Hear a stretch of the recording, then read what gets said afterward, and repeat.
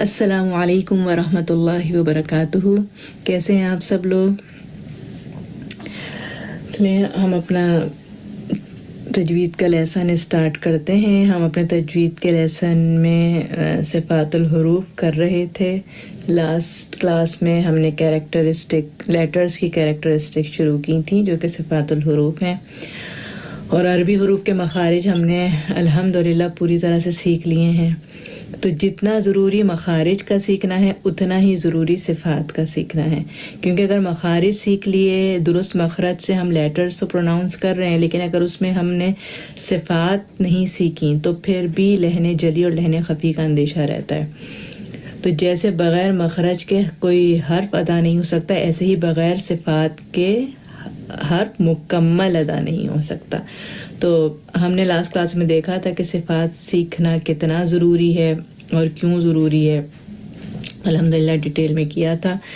تو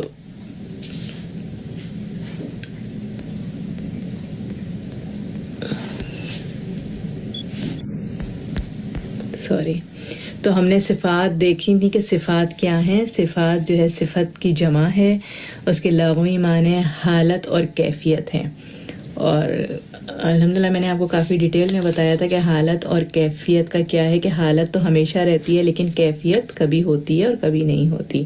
اور علم التجوید میں صفات کی تعریف کیا تھی کہ مخرج سے حرف کے ادا کرتے وقت پائی جانے والی کیفیت، اس کو ہم صفت کہتے ہیں.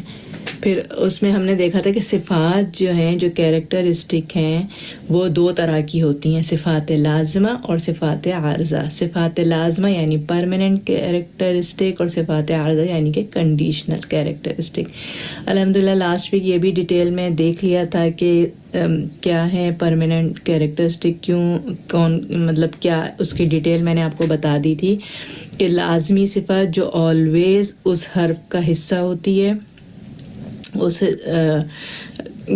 کوئی بھی ایسی صفت جو اس لیٹر کے ساتھ آلویز رہتی ہے، اس کا جز ہے، اگر وہ صفت ادا نہ کی جائے گی تو حرف مکمل ادا نہیں ہوگا، اور اس کو ہمیشہ لازمی ہم نے ادا کرنا ہے، جو کبھی چھوڑی نہیں جا سکتی، آلویز اس لیٹر کا حصہ رہے گی. اور صفات عارضہ ہیں جو ٹیمپرری ہیں یا کنڈیشنل کیریکٹرسٹک ہیں، جو کسی لیٹر کا جز کبھی ہوتی ہیں اور کبھی نہیں ہوتی، یا کچھ سرٹن کنڈیشن ہوتی ہیں جس میں وہ اس کا حصہ ہوتی ہیں. اب ہم انشاءاللہ اپنا شروع کریں گے صفات لازمہ کو، اور پھر اس کے بعد انشاءاللہ صفات عارضہ. تو آج ہم شروع کریں گے صفات لازمہ. تو صفات لازمہ جو ہیں، جو پرماننٹ کیریکٹرسٹک ہیں، جو کہ کسی بھی لیٹر کا لازمی جز ہیں، اس کو بھی فردر دو کیٹیگریز میں ڈیوائڈ کیا جاتا ہے، کیریکٹرسٹک وتھ اپوزٹ اور کیریکٹرسٹک ود آؤٹ اپوزٹ. تو وہ صفات جو اپنا متضاد رکھتی ہیں، یعنی کہ ان کا اپوزٹ موجود ہے، اور کچھ صفات ایسی ہیں جو اپنا متضاد نہیں رکھتی ہیں. تو انشاءاللہ ہم جو ہے پہلے دیکھیں گے کیریکٹرسٹک وتھ اپوزٹ، وہ صفات جو اپنا متضاد رکھتی ہیں. وہ صفات بھی جو ہیں ٹوٹل 10 ہیں، اور اس میں سے دیکھیں 10 سے مطلب یہ ہے کہ جس میں 5 صفات ہیں اور 5 اس کے اپوزٹ ہیں.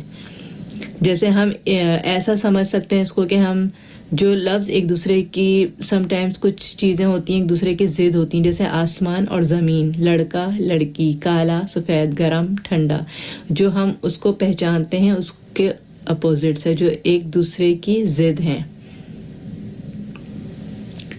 تو ہم جو کیریکٹرسٹک انشاءاللہ سیکھنے والے ہیں پرماننٹ کیریکٹرسٹک صفات لازمہ میں سے، وہ کیریکٹرسٹک ہم دیکھ رہے ہیں جو اپنے اندر متضاد رکھتی ہیں. تو اس میں سے آج ہم سب سے پہلا دیکھیں گے ہمس. تو ہمس جو ہے کیریکٹرسٹک ہے جو اپنا متضاد رکھتی ہے. اب ہم دیکھتے ہیں کہ ہمس کیا ہے. ہمس کے لغوی معنی ہیں پوشیدگی، اس میں جیسے پستی، کمزوری کے میننگ آتے ہیں، اور اس کے اصطلاحی معنی ہیں کہ حرف کو ادا کرتے وقت مخرج کی کمزوری کے باعث ہوا کا جاری رہنا. تو اس میں ہم دیکھتے ہیں کہ جیسے ہم نے جب مخرج پڑھا تھا، مخارج ہم نے پڑھے تھے، تو ہم نے دیکھا تھا کہ کچھ حروف ایسے ہوتے ہیں جو نیچرلی ویک ہوتے ہیں اور کچھ نیچرلی اسٹرانگ ہوتے ہیں، تو ان کو ادا کرتے وقت مضبوطی اور کمزوری محسوس ہوتی ہے۔ جو ویک لیٹرز ہوتے ہیں ان کو ادا کرتے وقت شدت نہیں ہوتی، اور ادا کرتے وقت ہوا کا فلو ہوتا ہے، یعنی کہ ہوا جاری رہتی ہے۔ تو اگر ہم منہ کے آگے ہاتھ رکھیں تو ہم اس کا ایئر فلو کو محسوس کر سکتے ہیں، کیونکہ یہ ان لیٹرز میں ہوگی جن لیٹرز کے مخرج میں اسٹرینتھ نہیں ہے، اسی لیے اس میں ہمس آ رہا ہے، یعنی مخرج کی کمزوری کی وجہ سے اس میں سے ہوا کا جاری ہونا۔ تو مخرج کی کمزوری کیا ہے کہ مخرج اپنے مقام پر شدت سے نہیں مل رہا۔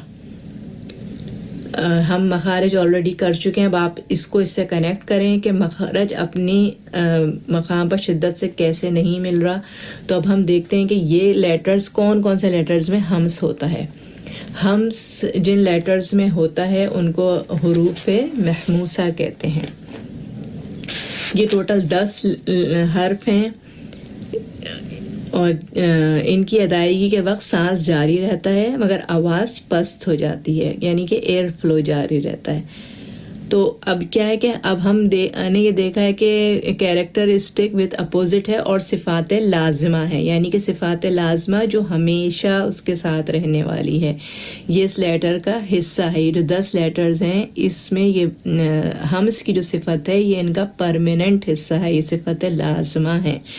اچھا، یہ ہر وقت تو اس کے ساتھ رہتی ہے، لیکن جب اس پر سکون آ جاتا ہے کسی بھی لیٹر کے اوپر ان 10 لیٹرز میں سے، تو جو ہے سکون کے ساتھ یہ خوب واضح ہو کے سامنے آتی ہے۔ مطلب ویسے تو جب ہم فا پڑھیں گے، فا چاہے وہ فتحہ، کسرہ، دمہ کچھ بھی ہو اس کے اوپر، ہمس کی صفت ہمیشہ اس کے ساتھ رہے گی، لیکن جب اس پر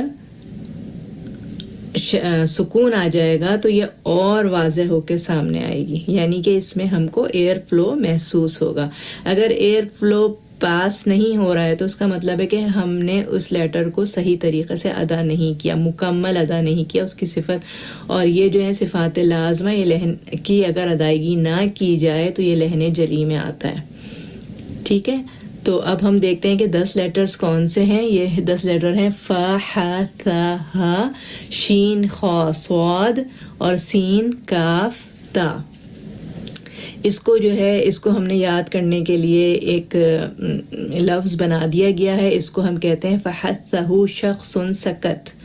فحثہ شخص سکت، آپ کو یہ اسی طریقے سے یاد کرنا ہے۔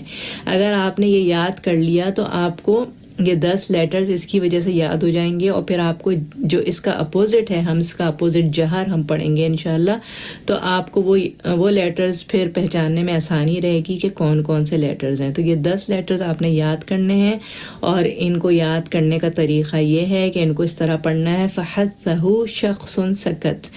یہ ایک عربی ورڈ بنایا گیا ہے، اور اس کے میننگ ہے اس نے ابھارا ایک آدمی کو پھر وہ خاموش ہو گیا۔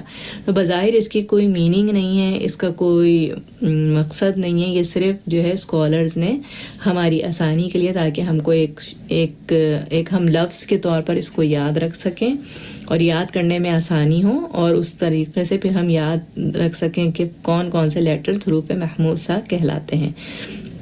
تو جب ہم یہ حروف محموسہ کو ادا کرتے ہیں تو ہوا کا فلو ہم کو محسوس ہوتا ہے۔ جیسے فا کے ساتھ اگر ہم جزم سکون کے ساتھ پڑھنے کی کوشش کریں گے، ایک لیٹر کو دیکھیں ذرا، اف، اف، آہ، یہ ادا کرتے وقت آپ اپنے منہ کے سامنے اگر ہاتھ رکھیں گی تو آپ کو ہوا کا فلو فیل ہوگا۔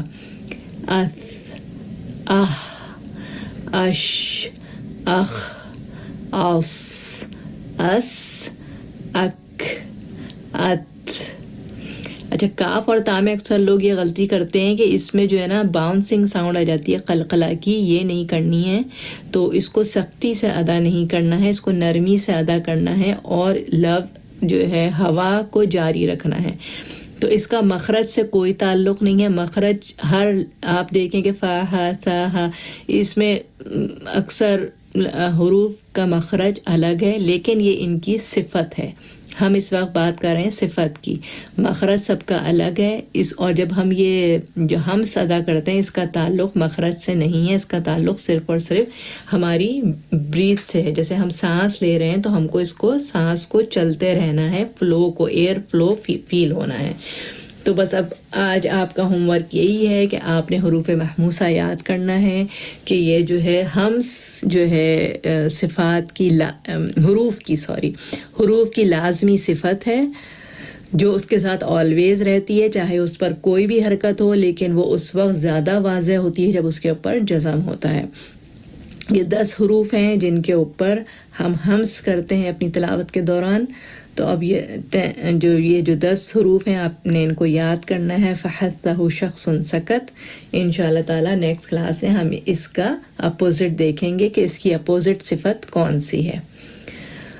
تو اب کلاس کو یہیں ختم کرتے ہیں. جزاک اللہ خیرا کثیرا. السلام علیکم ورحمۃ اللہ وبرکاتہ.